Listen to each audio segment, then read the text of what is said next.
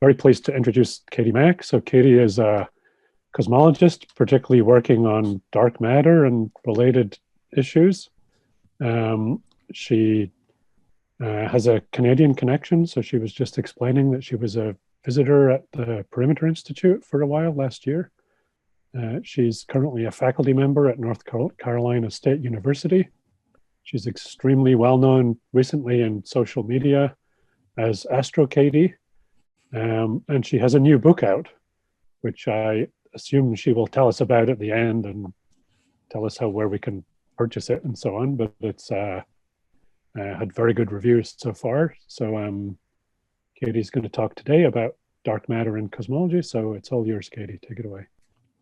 Okay. All right. Let me get my screen share going. Okay. So hopefully you can see my title slide now. I cannot see any of you, so if there are questions, I think Douglas will interrupt me to let me know. So yeah, thank you for the invitation.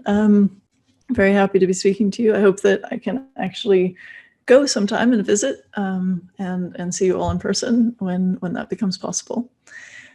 So I'll be talking about dark matter and about the sort of approach that I'm taking to it in my work, but also just kind of give an overview of where we're at with dark matter in terms of what we know about it, how we're learning about it, how we know that it's even there, and I'll say a little bit about some sort of interesting hints or potential discoveries that have come up recently that may or may not be telling us more about dark matter, about what it's actually made of.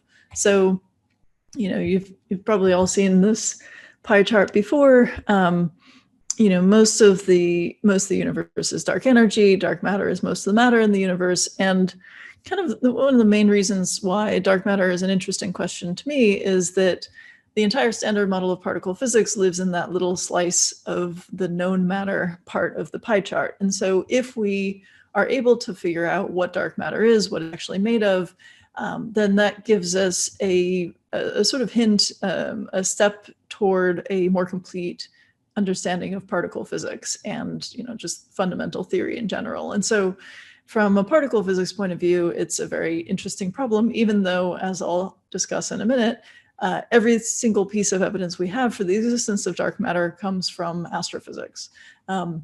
We see dark matter's influence on galaxies, clusters of galaxies, and we have not seen any evidence of its actual particle physics so far.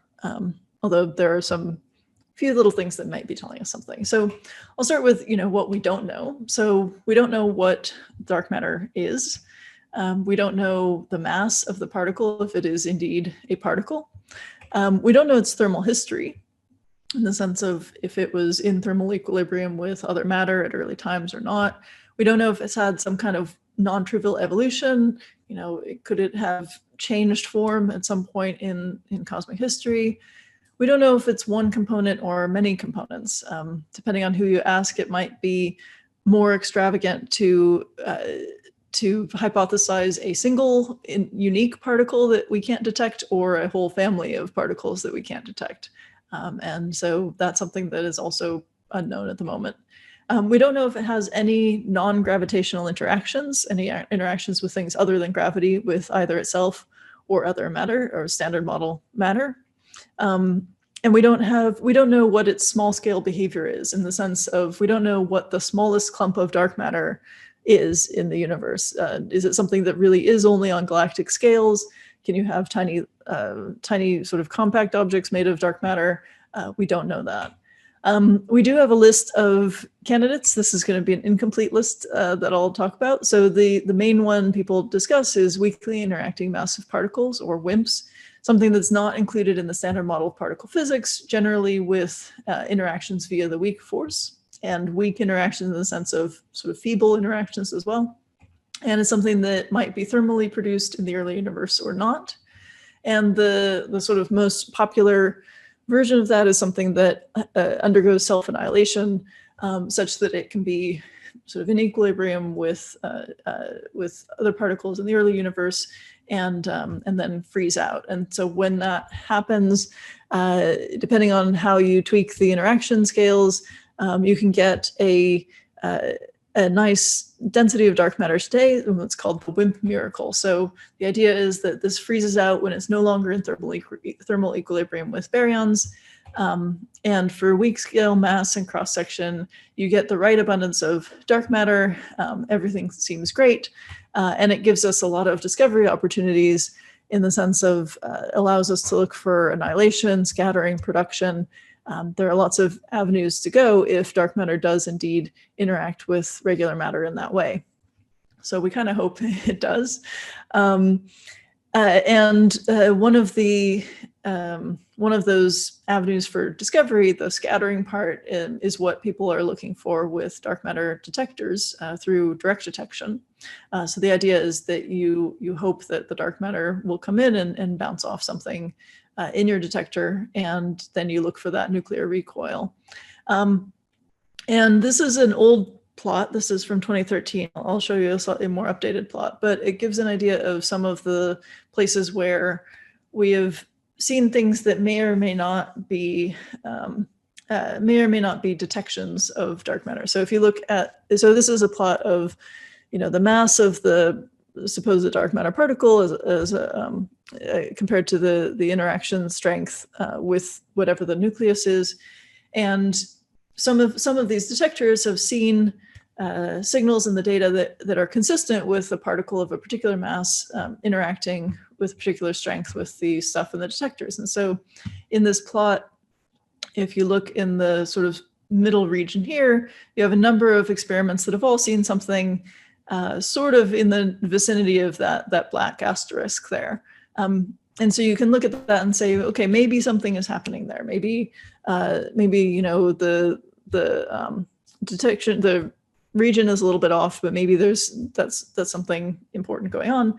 But then all of these curved lines here are exclusion limits from other experiments, and they all exclude to the upper right. So all of those supposed detections are ruled out by at least one other experiment, and it's only gotten worse as we've gotten more data.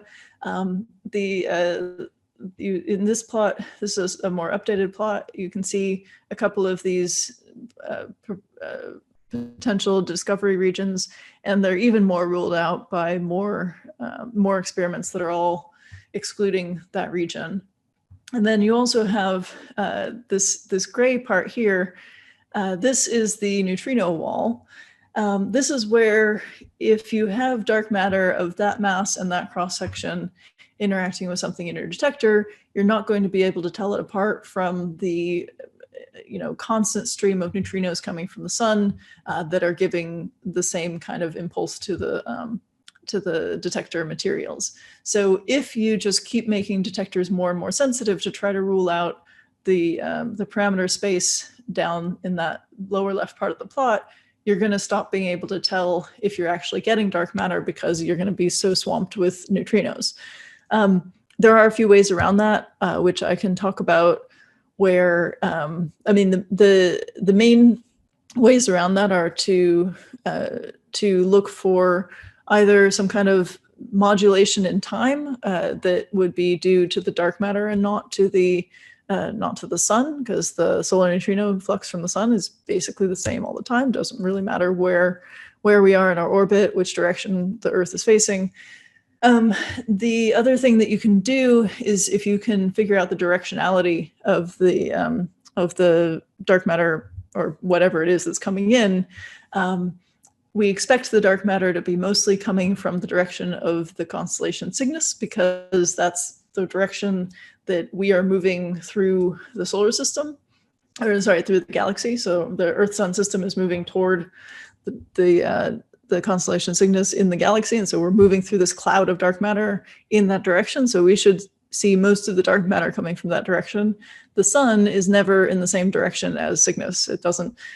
Cygnus is not one of the constellations of the zodiac. The sun is never in that part of the sky exactly, and so if you can see that you have a bunch of stuff coming from the direction of the sun and something else coming from the direction of Cygnus, then you can potentially get past this neutrino wall.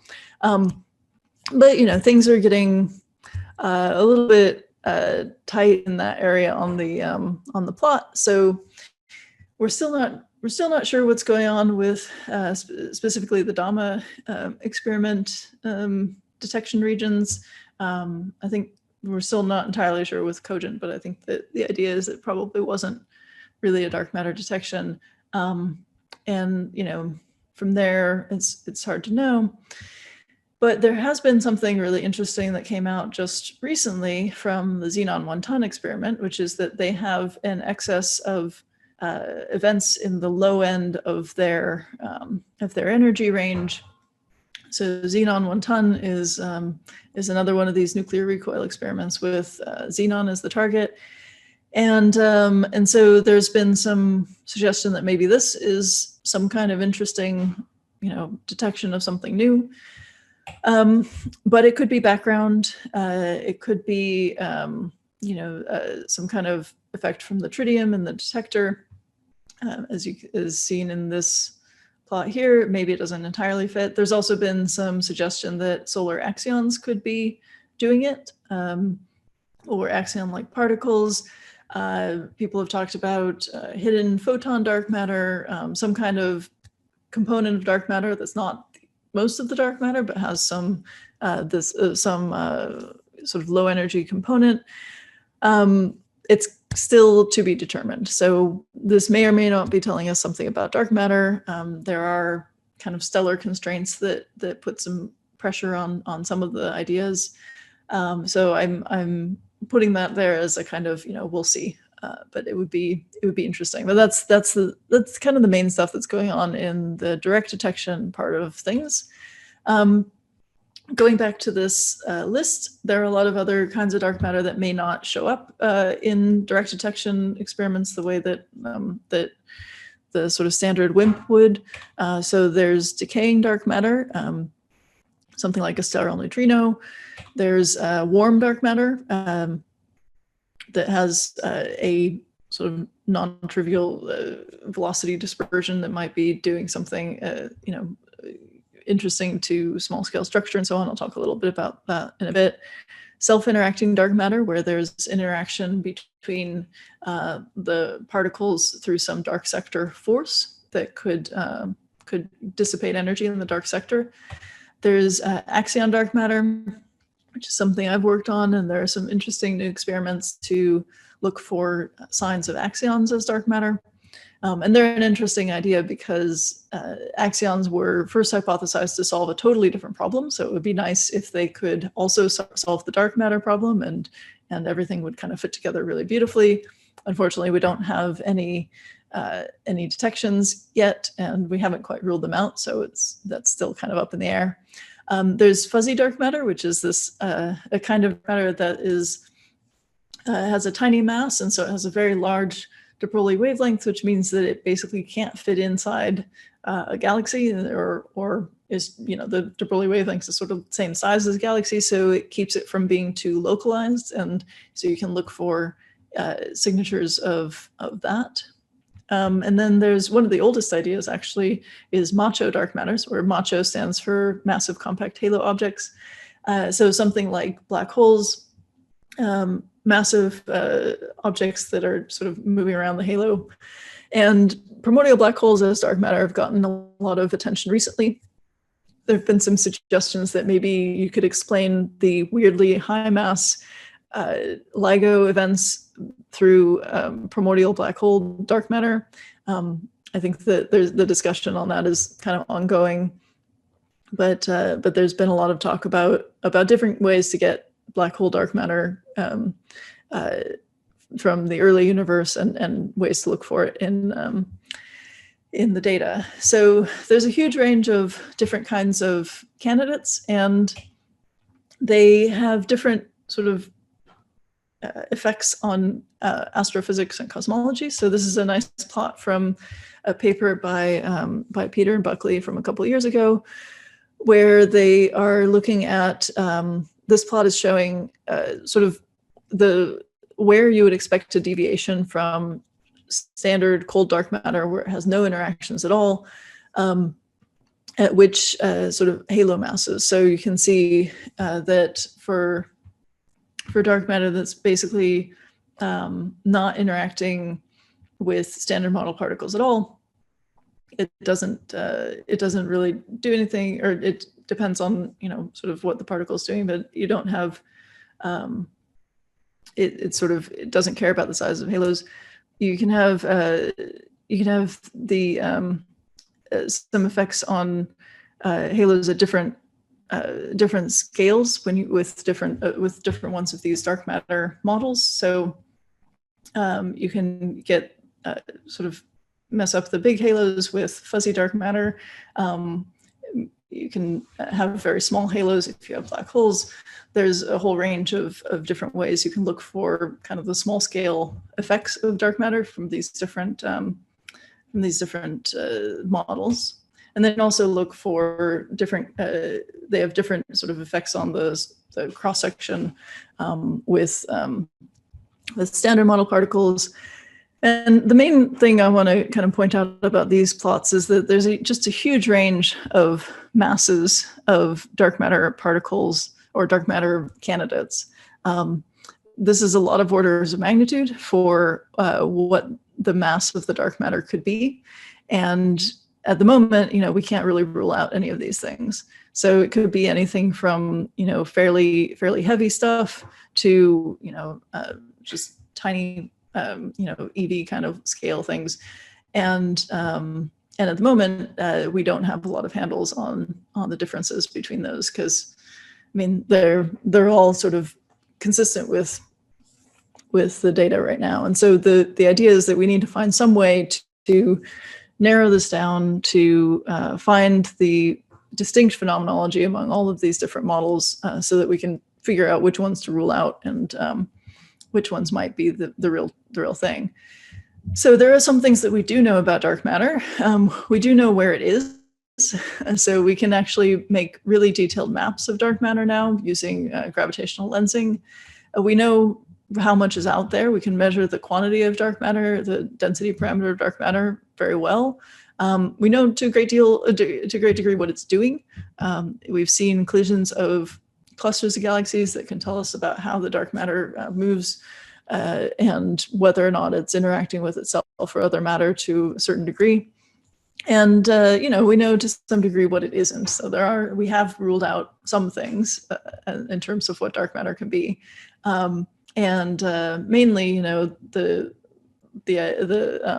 it has to be able to reproduce cosmology, and cold dark matter can do that, and all of these other models to some degree don't change too much on the largest scales. So one of the things that that is kind of fun to do is to think about like all the different ways we really know about dark matter, because when people talk about dark matter, a lot of times they talk about rotation curves of galaxies and that's it, or you know, that plus clusters or something like that. And at some point I sat down and like, how many ways do we really know about dark matter? What are the different clues that we have? What information are they giving us? How many different distinct pieces of evidence do we have, and how well do they fit together? So I came up with 13. So I'll just go through these fairly quickly, but to give an idea of the sort of diversity of probes and what we're getting from each of them. So rotation curves are the kind of most popular, common idea about how we know about dark matter. You know, the fact that galaxy rotation curves don't drop down at the large distances. There's got to be some extra mass keeping the stars at the edges of galaxies rotating so quickly. It tells us something about the mass fraction and the distribution of dark matter. The oldest piece of evidence for dark matter that I know of is from galaxy clusters. So Zwicky in 1937, looking at the Coma cluster, was seeing that the velocities of the dark matter of the galaxies was too high for the amount of matter that you could see. So you can learn something from cluster dynamics in the same way. And then you can also learn something from the gas within clusters. So if you take a cluster of galaxies, about 90% of the luminous matter in the cluster is in the form of hot gas, intercluster medium. So, there's much more mass in the gas than there is in the individual galaxies themselves. And that gas is being held in by something, and there has to be way, way more matter than what you can see in order to keep all that hot gas from diffusing out into space. So that's another place where we can learn something about the mass fraction of the distribution. And then we can use strong gravitational lensing to figure out where the matter is in regions like this. So you can see, maybe you can see it on your screen, there's sort of one of these giant arcs here. There are a few more around the edges. And that can tell us that there's got to be more matter there than what we can see in the optical images or in any wavelength. This is an illustration of where we assume the dark matter is based on our measurements from strong gravitational lensing and also from weak gravitational lensing, which is even more powerful for mapping out dark matter, where you're using the very subtle changes in the shapes and orientations of background galaxies to infer the existence of extra mass. And this is a particularly cool result where this was the first time that a filament of dark matter was detected in weak gravitational lensing. So you have two clusters of galaxies, and there's a dark matter filament in between without a lot of regular matter there, and you can tell that it's there because of the weak lensing mapping out the distribution of mass. And so that tells us again about the distribution and the shape of the dark matter and the structure of these objects. Another one that's a kind of lensing, but one that's not really discussed as much that I think is particularly cool, so I'll spend a couple slides on this, is cosmological microlensing. So this is where you have a quasar in the background, a galaxy in the middle, and Earth over here. And the quasar light is strongly lensed by the mass of the galaxy. So you get multiple images of the quasar, as you can see in this little inset here. And based on how much mass you know that the galaxy has and the distribution of the gravitational potential in that galaxy, you get a prediction for which of these images should be brightest and where they should be. And then if you actually do the measurements of these images, sometimes one of the images will be a little brighter than you expect. So you have this, what's called an anomalous flux ratio. And the reason for that is that there are stars within the galaxy, there are potentially black holes within the galaxy, and each of these sort of light paths of the multiple images might cross over where a star or black hole is, and magnify one of these images. And so you can make maps of the caustic structure of the distribution of a bunch of stars in a galaxy, and kind of anytime the light path crosses one of those caustics, you get a little blip. And so potentially you can use that process to study how the matter is distributed within the galaxy. So you're learning about not just the total amount of mass in that galaxy, but what it's made of. Is it mostly stars and black holes, or is it mostly some smooth component of matter that's just adding to the total mass, but not giving you these little blips? And so there's been some work doing on that, trying to determine, what fraction of the dark matter is smooth versus in compact objects. And what you find is that these caustic structures look very different for different mixes of either mostly smooth matter or entirely compact matter. And what you find is that you can get a constraint on the fraction of compact object matter versus smooth matter, and you find that something like 90% of the matter is smoothly distributed, is not in stars and black holes and things. And you can get you can sort of get constraints on like the mass distribution, of the objects within the galaxy. And so that tells you that dark matter is not only there, but it's smoothly distributed. It's not in stars, for example. It's not like, you know, brown dwarfs or something like that.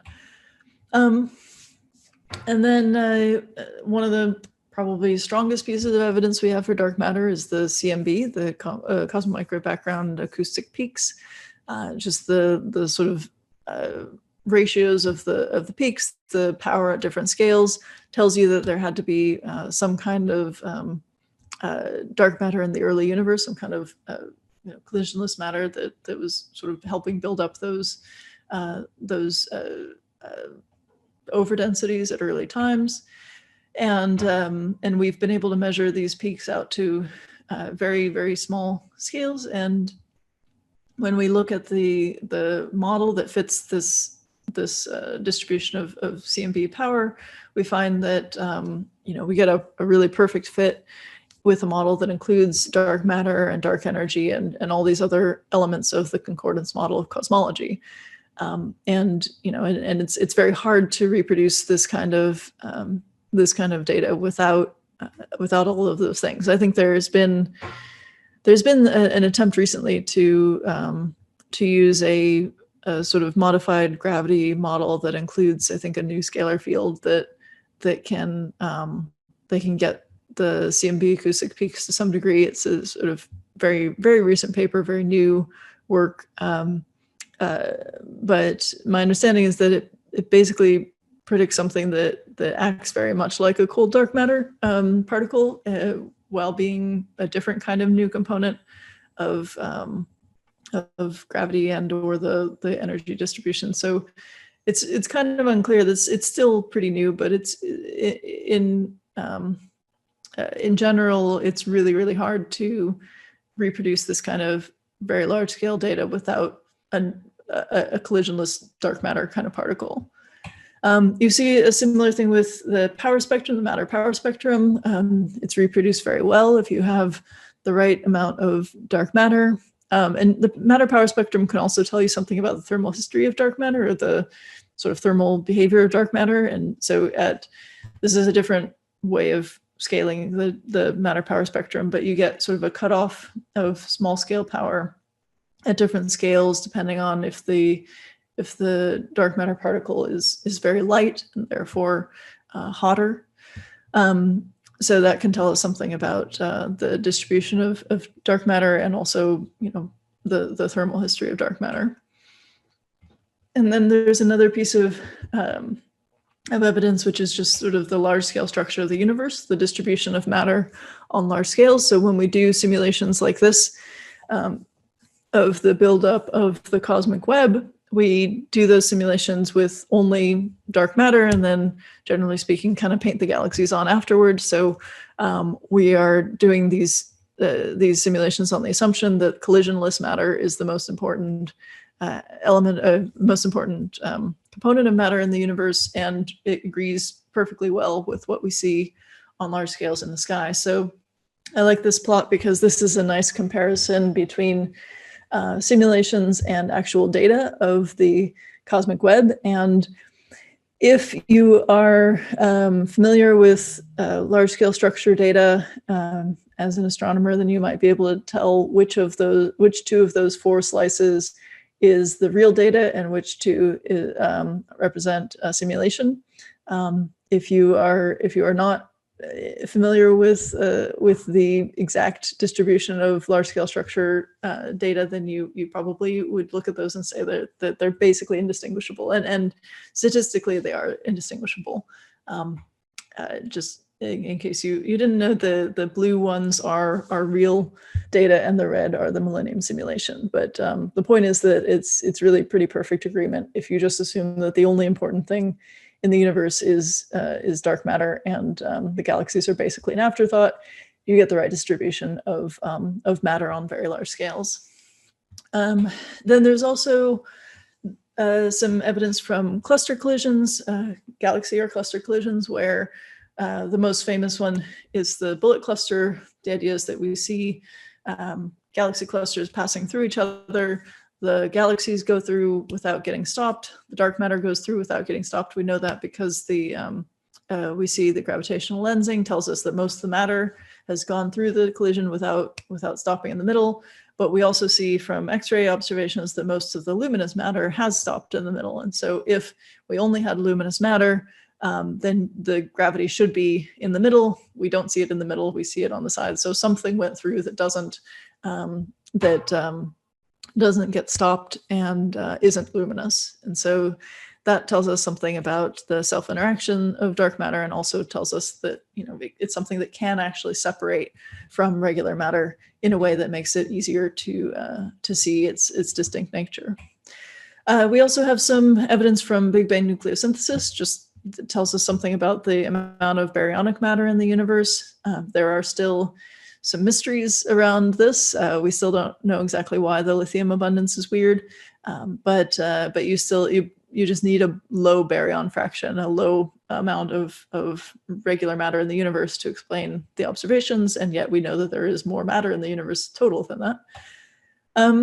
We can get an estimate of the local amount of dark matter from stellar motions. So looking at how stars are moving around in our own galaxy, we can see that there has to be more matter in the galaxy than just the stars, and so we get an estimate of the quantity of dark matter in our local neighborhood that fits very well with what we expect from cosmological measurements. And you can also use those measurements to distinguish between something like MOND, modified Newtonian dynamics, that explains away dark matter using modifications of gravity. MOND works very well for galaxy rotation curves. You cannot use MOND to as easily explain things like these local stellar motions. Dark matter works much better for that.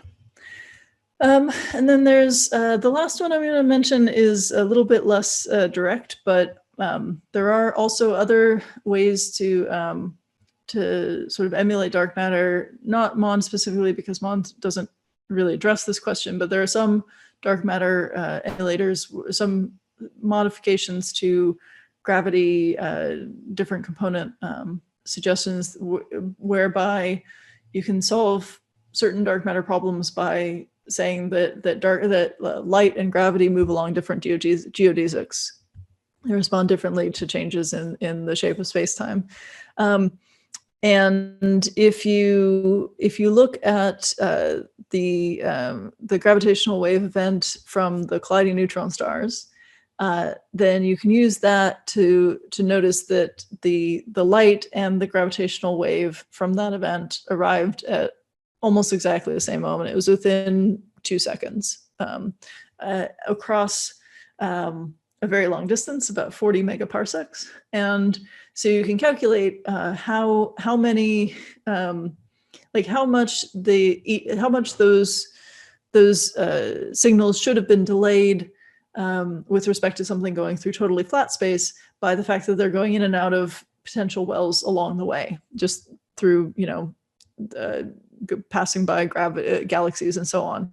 You can find that there should have been a delay of something on the order of hundreds of days from something that's just going straight through without having these delays.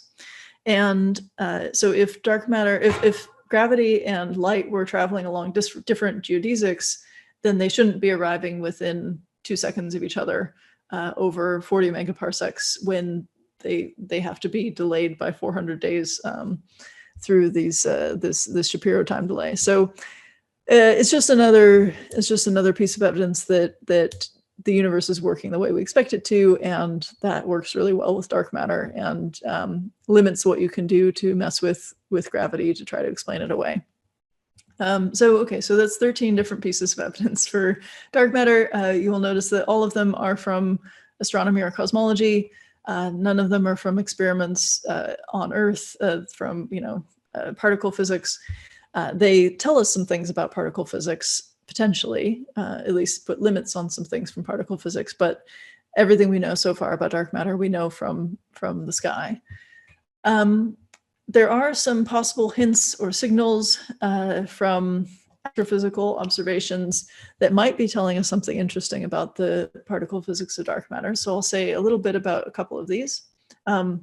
So one of them that's fairly famous is this excess of gamma rays in the galactic center that might be due to the annihilation of dark matter in the galactic center.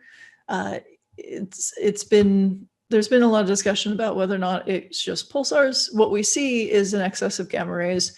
We see it in a sort of distribution that looks like it agrees with a sort of fairly spherical distribution of matter, where that matter is just annihilating in a totally normal sort of WIMP annihilation way.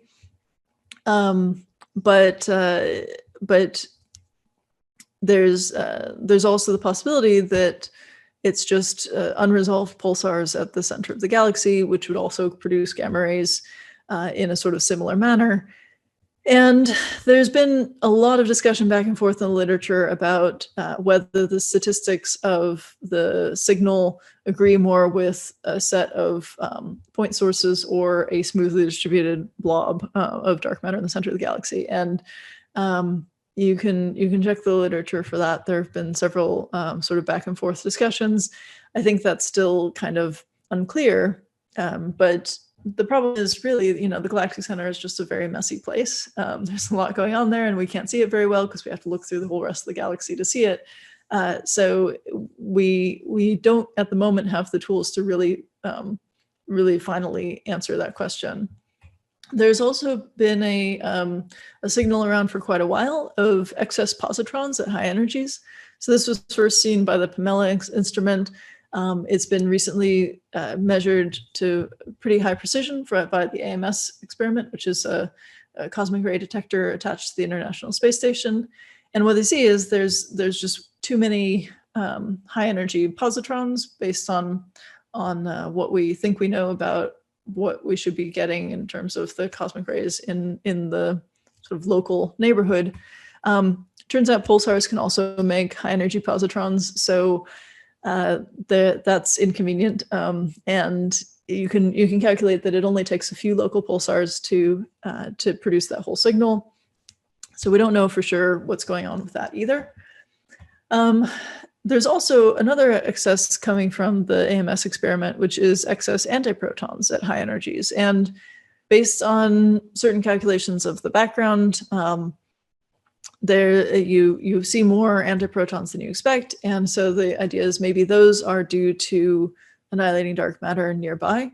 And we can't do that with pulsars, so that's good. But you can do that with supernova remnants. So supernova remnants can produce antiprotons at high energies. And there's even been suggestions that a particular supernova remnant that we have evidence for in other ways could be producing this whole signal. But it's also true that there are big uncertainties in the cosmic ray background that you would expect. And so we can't really say a whole lot right now about whether those antiprotons have to be from something new or if we should have expected them to be there all along. There's also been a detection of excess X-rays in galaxy clusters that has been suggested as a sign of decaying dark matter, sterile neutrino decaying dark matter. And that one, it's in this plot, it doesn't look like a big signal. It is apparently fairly significant as an excess there. But it could be some kind of line contamination in the X-ray spectrum, and it's not an instrumental effect because it shows up at the rest wavelength at the same rest wavelength, even for clusters at different redshifts. But if there is some emission line that we didn't already catalog, it could be contaminating. There's been, again, a lot of discussion in the literature back and forth about this, about which lines it could be, or whether or not the magnitude of the signal varies properly with what you'd expect from dark matter or from the gas in the clusters or whatever. So that's, again, a kind of inconclusive thing. And there's also been an interesting suggestion of a possible detection of something at very high redshift. So this is a plot from a paper by Bowman et al. From 2018, which is using an experiment called EDGES, which is looking at the high redshift 21 centimeter absorption trough against the CMB. So this is looking at cold hydrogen gas, cold neutral hydrogen gas at very high redshift. So this is, redshift sort of 18-ish. And the tricky thing about this signal is that it seems to be too deep for what we'd expect from regular astrophysics. So you do expect an absorption feature around that redshift, but if you do a bunch of models of different contributions to the signal from different kinds of X-ray sources, different kinds of stellar sources, you can get a range of features, but not nearly deep enough. So these are sort of 200 millikelvin, and this one is about 500 or 600 millikelvin. So something seems to be potentially supercooling the gas, and so there's been a suggestion that cold dark matter could be interacting with the gas and sort of refrigerating it at very high redshift. But there's also been suggestions that it could be a foreground subtraction problem. It's a very hard observation to make, and it's the first one. So this feature has not been detected in other instruments yet. There are several instruments that are working on it, and there are preliminary results from some that seem like they might be seeing the same thing, or maybe not. It's kind of still unclear. So I would say for that one, stay tuned. We should know something within the next year or two. We should have results from other experiments that will tell us if that feature is even real, or confirm or deny, or rule it out. Maybe it'll agree, maybe it won't. That won't necessarily tell us if it's real, but that should give us some more information about whether or not we could be seeing some cool new physics at high redshift. So that brings us to kind of the approach that I'm interested in, particularly for this question, which comes back to this picture. So this is a simulation again of cold dark matter forming a cosmic web through gravity, and this simulation has no regular matter in it. The standard way to figure out how dark matter has been acting over cosmic time is to do a simulation like that, then figure out where the halos are by doing a halo finder, finding the high density regions and saying that's where the galaxies form, and then doing various kinds of galaxy formation stuff on top of that. But the question I'm interested in is, what if during the time this is all coming together in the very early universe, there's annihilation happening inside these regions of high dark matter density, and that annihilation is putting energy into the gas itself.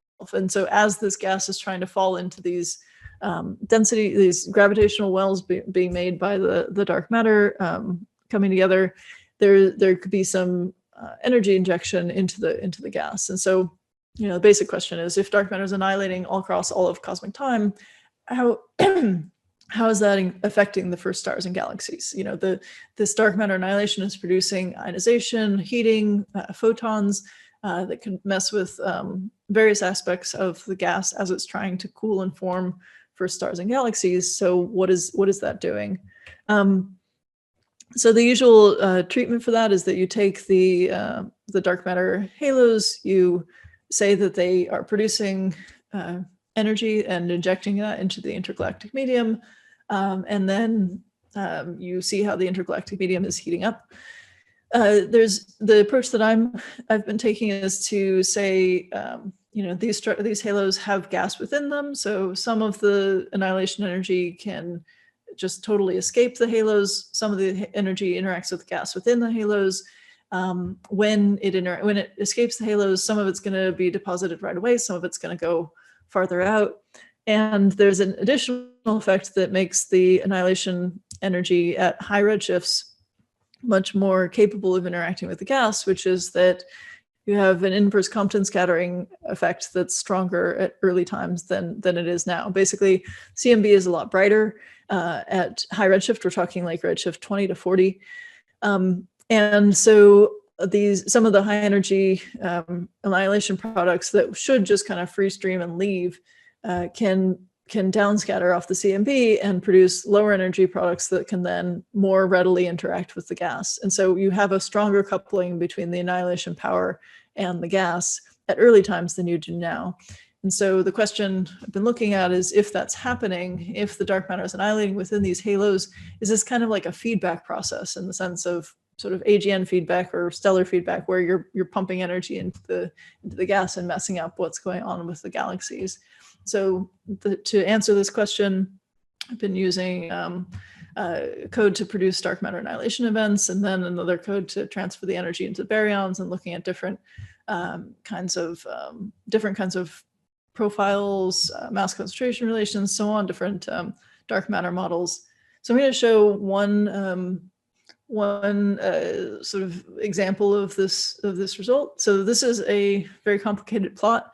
What it's showing is it's a contour plot where you have different halo masses at different redshifts, and the contours are comparing the annihilation energy that's actually absorbed by the gas to the binding energy of the gas, and this is logarithmic. So the 0 line here, anything to the left of the 0 line, there's more energy being absorbed by the gas than the binding energy. So basically anything to the left of the 0 line, the gas is just blown out of the halo.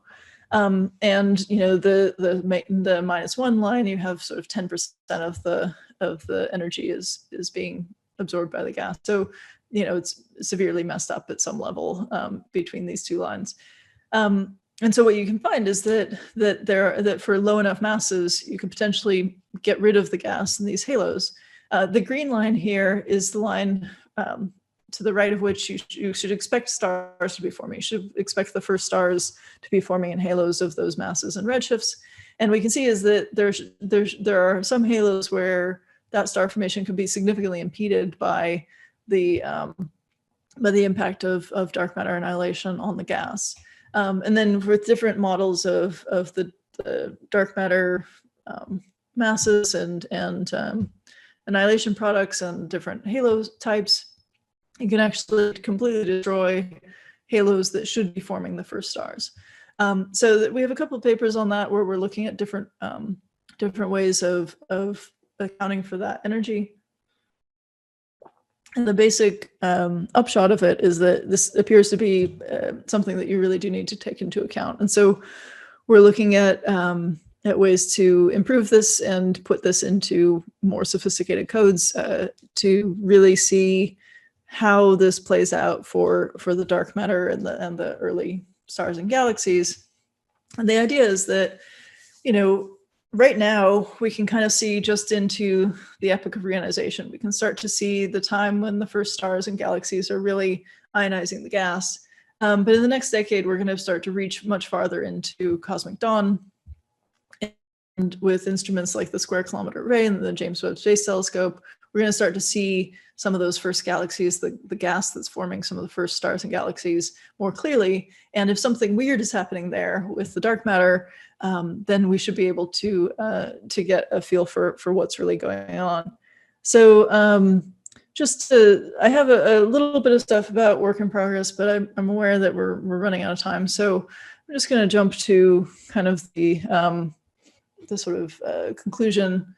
So if you assume that dark matter is annihilating or really has any kind of interesting particle physics, then there are a number of things that sort of flow from that, where you're going to change the radiation background. You're going to maybe have internal heating of some of these halos, change the structure of the stars. All of these things are kind of direct products of just the assumption that dark matter is annihilating. And then in addition to that, each of these effects is going to potentially affect others, right? So there's going to be sort of these feedback loops where, you know, if you're heating the gas and affecting the first stars, then that's going to change the radiation background, which is going to heat the gas, which is going to change the structure of the first stars, and so on. And so you really kind of need to put it all together and keep track of everything all at once. And then you can work out the impact on things like the high redshift 21 centimeter signal, high redshift galaxies, and so on. So the take-home messages here are really that, you know, the fundamental nature of dark matter is still a mystery, but it's almost certainly real. We're getting a lot of clues about it.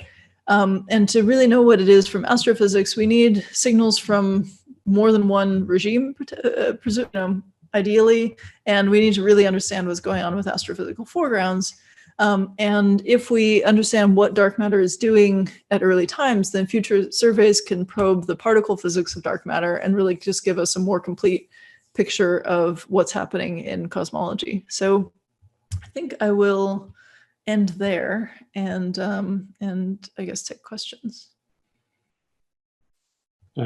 Thanks, Katie.